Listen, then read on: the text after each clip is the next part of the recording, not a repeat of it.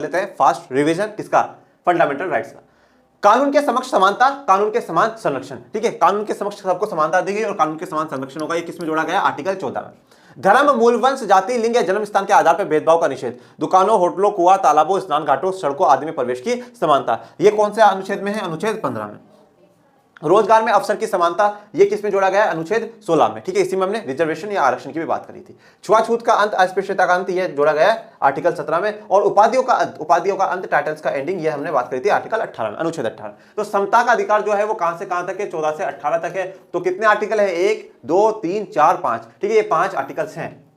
फिर है स्वतंत्रता का अधिकार, व्यक्तिगत स्वतंत्रता का अधिकार, ओके, जिसमें भाषण और अभिव्यक्ति का अधिकार, शांतिपूर्ण ढंग से जमा होने, सभा करने का अधिकार, संगठित होने का अधिकार, भारत में कहीं भी आने जाने का अधिकार, भारत के किसी भी हिस्से में बसने और रहने का अधिकार, और कोई भी पेशा है चुनने या व्यापार करने का अधिकार। तो ये जो 6 अधिकार हैं, ये किसमें जोड़े गए हैं, आर्टिकल नंबर 19 में। किसमें जोड़े गए हैं बच्चों, आर्टिकल 19 में। अपराधों के लिए दोष सिद्धि के संबंध में संरक्षण, अनुच्छेद 20।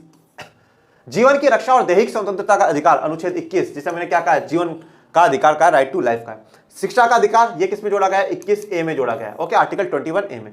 अभियुक्त और सजा पाए लोगों के अधिकार, तो ये अनुच्छेद 22 में जोड़ा गया है। और 21A में जो जोड़ा गया है, मुझे बहुत सही जवाब मिला लास्ट के लेक्चर्स में, 21A कौन सा था, 2002 में जोड़ा गया, और जो संवैधानिक संशोधन था वो 86 था।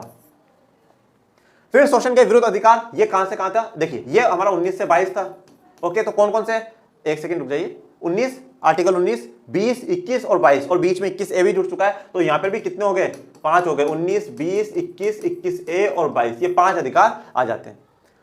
शोषण के विरुद्ध अधिकार, अनुच्छेद 23 और 24, ज्यादा बड़ा है नहीं, तो 23 और 24 में। मानव के दुर्व्यापार और बंधुआ मजदूरी पर रोक, अनुच्छेद 23 की चर्चा हुई है यहाँ पर। और जोखिम वाले कामों में बच्चों से मजदूरी कराने पर रोक लगाई गई, तो अनुच्छेद 24 की चर्चा हुई। धार्मिक स्वतंत्रता का अधिकार, अनुच्छेद 25 से 28, अनुच्छेद 25 से 28। आस्था और प्रार्थना की आजादी आपको दी गई है। धार्मिक मामलों के प्रबंधन की आजादी है आपको। किसी विशिष्ट धर्म की अभिवृद्धि के लिए कर अदायगी की स्वतंत्रता, और कुछ शिक्षण संस्थाओं में धार्मिक शिक्षा या उपासना में उपस्थित होने की स्वतंत्रता। तो यह आर्टिकल 25 में है, अनुच्छेद 25 में। यहाँ पे 26 में बात हुई है, यह अनुच्छेद 27 में है, और यह हमारा अनुच्छेद 28 में। जो जिस प्रकार से अभी मैं आपको बता रहा हूं, जिस प्रकार से हम पढ़ते हैं, ये जो तैयारी है ये बिल्कुल पीसीएस, स्टेट पीसीएस या यूपीएससी वाली तैयारी है। जिससे कि क्या होता है कि आप देखना कभी यूपीएससी के कोई वीडियोस हो तो उनमें टीचर्स इसी प्रकार से आपको आर्टिकल्स क्या है याद करा देते हैं कि ये 25 का, ये 26 का, ये 27 का, ये 28 का। तो अब आप आराम से है ना, आर्टिकल 12 से 32 तक तो आप सारे याद कर सकते हैं बहुत बेहतरीन तरीके से। आप एक पर्चा चिपका लीजिएगा सामने, ओके, आर्टिकल 12 से 32 तक का। सांस्कृतिक और शैक्षिक अधिकार किसमें है, अनुच्छेद 29 और 30 में।